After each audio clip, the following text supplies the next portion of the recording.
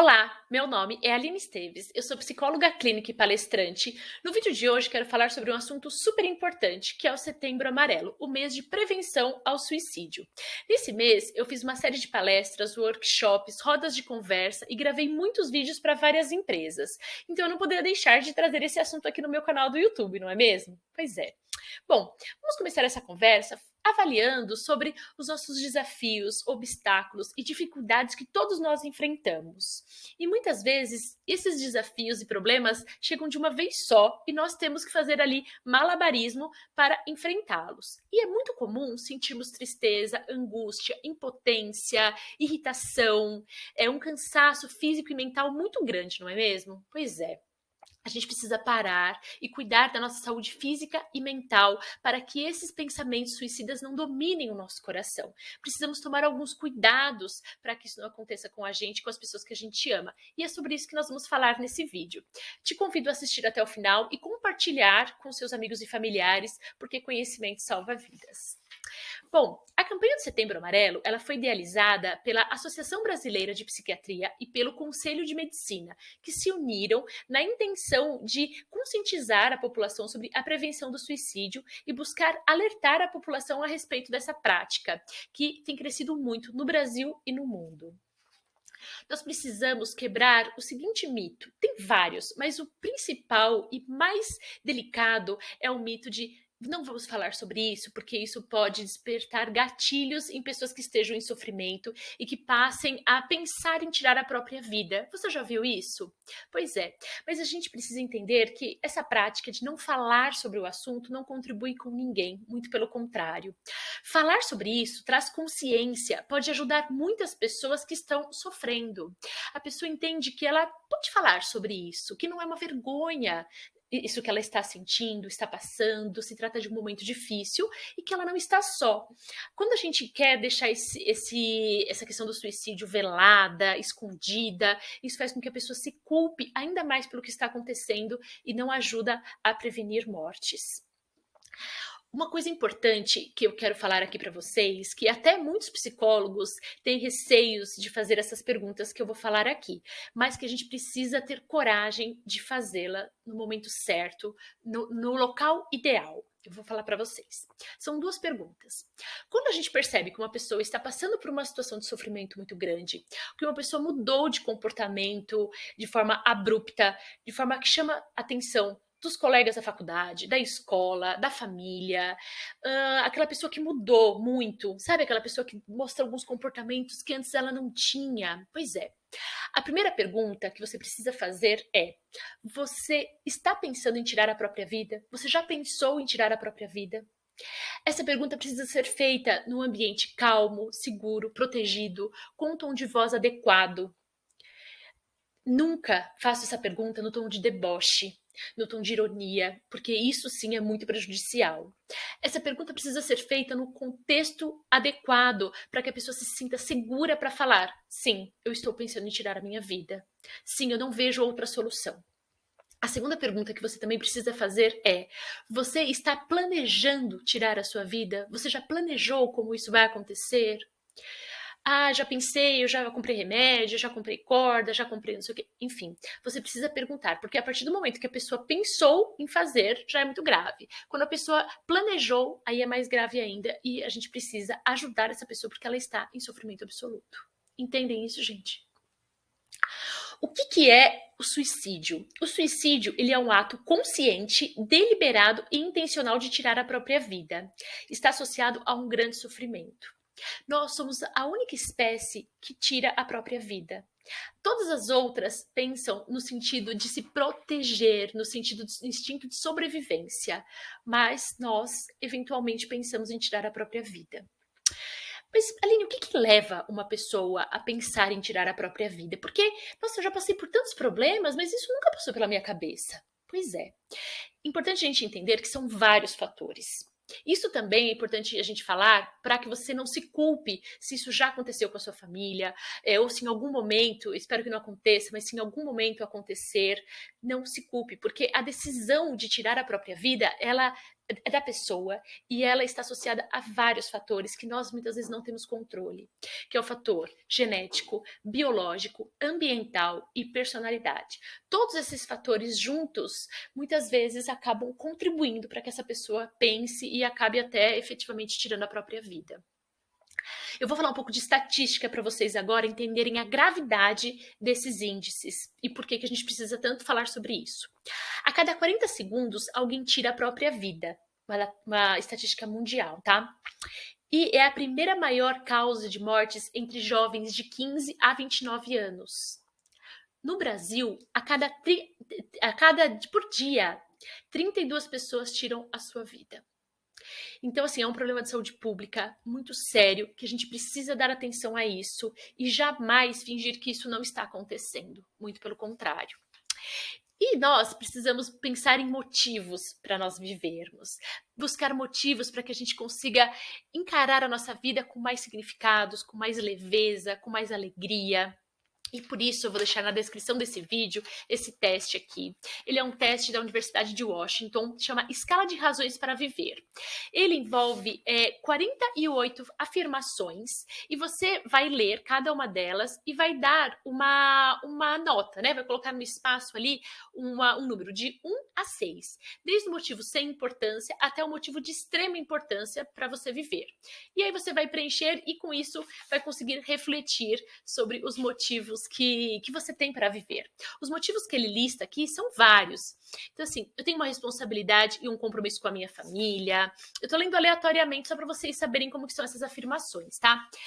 Tenho medo do ato real de me matar, a dor, o sangue ou a violência. Eu tenho esperança que as coisas vão mudar e o futuro será mais feliz. Eu não gostaria de que minha família pensasse que eu fui covarde ou um egoísta. Enfim, são algumas perguntas que ele traz aqui para vocês pensarem. Puxa, eu tenho muitos motivos para viver. Eu sou uma pessoa amada, eu sou uma pessoa que não quer que minha família pense tais coisas sobre mim. Então, você vai preenchendo. E para você preencher esse teste, você não precisa já ter pensado em tirar a própria vida. Você pode preencher a qualquer momento da sua vida, mais de uma vez. E se você faz psicoterapia, leve esse teste para conversar com a sua terapeuta. Fale sobre isso. Não deixe de falar sobre essas questões. É super importante no seu processo. Vamos falar agora sobre os fatores de risco que vocês precisam ficar atentos, que aumentam as possibilidades dessa pessoa tirar a própria vida, aumenta as probabilidades. Falta de conexão com as pessoas, uma pessoa muito fechada, que não fala com ninguém, que está sempre isolada, esse é um primeiro alerta. Segundo alerta, tentativas anteriores. Puxa, muitas sequências ali de tentativa, muitas internações, esse é um ponto super de alerta. Doenças mentais, transtornos psiquiátricos, depressão, enfim.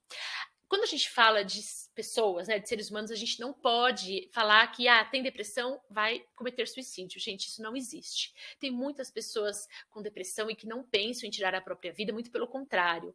Mas a gente precisa ficar atento a isso, entendem? Mas a gente não pode dizer que é uma conta exata. Acesso a meios letais, uma pessoa que lida com muita faca, que trabalha em cozinha, ou que trabalha ali em locais muito altos, sabe? E aí tem essa ideação suicida, isso pode ser um facilitador, muita atenção com isso. Tendências muito impulsivas ou agressivas, sabe aquela pessoa que pensa e faz? Pensa e age, uma pessoa impulsiva demais, quando vê já fez, quando vê já falou, é uma pessoa que pode ser que se tentar fazer isso, consiga e acabe, enfim, né, deixando muitas pessoas aí abaladas, porque o suicídio ele abala muitas famílias, deixa pessoas extremamente abaladas, às vezes a vida inteira. Doenças graves, descobrir uma doença, ou a doença está evoluindo de uma forma que a pessoa não gostaria, sabe? Então, são pontos aí para a gente ficar atento. E barreiras de cuidados com a saúde. Às vezes não tem acesso a cuidados de saúde ideais, às vezes tem preconceitos com relação a cuidados com a saúde mental. Tudo isso são barreiras que vão se construindo ali e a pessoa acaba não buscando ajuda. Mas vamos falar das questões de proteção, fatores de proteção que pode ajudar as pessoas a não chegarem a esse ponto, né? Então, primeiro, quando a gente fala de suicídio, a gente fala sobre conexão com as pessoas, sobre retomar vínculos familiares, afetivos, de amizades, falar com aquele amigo que não conversa faz muito tempo, com aquele familiar que mora longe. A gente tem as redes sociais, temos a internet como facilitadora aí dessas conexões, desses contatos, usar isso ao nosso favor para criar-se essa rede de apoio. Crenças culturais e religiosas que desencorajam o suicídio. Tem muitas religiões, né, que falam, poxa, se você tira a própria vida, você está indo contra a lei de Deus, e aí com isso você vai ter as consequências. Então essas religiões tendem a contribuir na prevenção do suicídio também.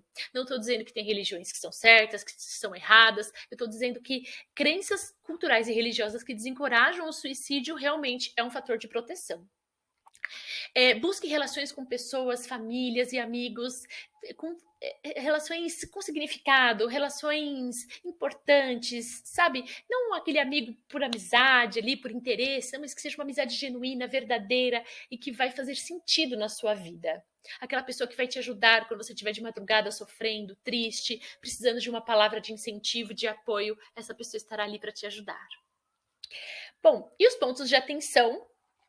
Leve a sério ameaças e falas suspeitas. Quero dormir, nunca mais acordar.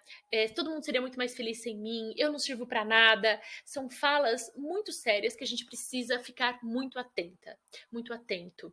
Algumas pessoas falam assim: quem fala não faz, mas isso se trata de um mito. As pessoas dão alguns sinais antes de cometerem esse tipo de ato.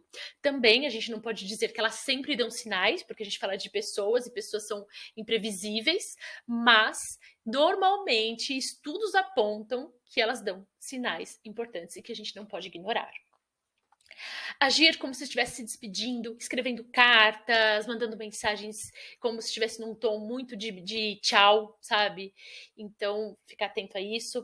Compras suspeitas. Poxa, deixa eu ver o que tem nessa sacola, deixa eu ver o que tem nesse quarto, o que ele andou comprando. Investigar mesmo, não ter receio, não. Investigar, porque dessa forma você pode salvar a vida de alguém. Demonstrar muita calma depois de uma crise. A pessoa acordou bem depois de uma crise pesada, uma crise difícil ali, porque muitas vezes ela tá calma porque ela já tomou a decisão, então ela já não tem mais motivos para se estressar. É bom conversar, se aproximar, dialogar. Eu preciso passar aqui para vocês também uma orientação importante com relação à escuta. Procure se pôr numa situação de ouvinte, muito mais do que de falar, de palestrar. Não fale em hipótese alguma. Poxa, isso que você está sentindo é falta de Deus. Nossa, mas você está sofrendo só por causa disso. Nossa, se eu começar a te contar a minha história, você vai chorar junto comigo. Nossa, se eu fosse pensar em me matar por conta dos meus problemas, eu já estava morto. Dessa forma, você está menosprezando o que o outro está passando. Então, silencie-se, coloque na situação de ouvir o que o outro tem para te dizer, sem julgar. Se coloque na disposição de levar a pessoa até um tratamento psiquiátrico, psicológico. Explique que ele não está só, que é uma fase e que você vai fazer o que estiver ao seu alcance para ajudar essa pessoa. Mas não fale essas frases de julgamento, de, sabe, tentar ali mostrar que você sabe tudo, né? Que você sabe o que ele está precisando. Mas sim, o escute, porque é isso que ele está precisando fazer nesse momento. Ser ouvido de forma empática e respeitosa. Espero que esse vídeo tenha feito sentido para você. O próximo vídeo vai ser sobre como ter uma vida mais significativa, que inclusive é a frase que está lá no meu Instagram, que eu falo bastante nas minhas redes sociais, como ter uma vida com mais significados. Esse vai ser o nosso próximo conteúdo. Espero que você tenha gostado desse vídeo. Te convido para seguir aqui o meu canal, se inscrever, ativar o sininho, curtir e compartilhar esse conteúdo. Muito obrigada, até o próximo vídeo.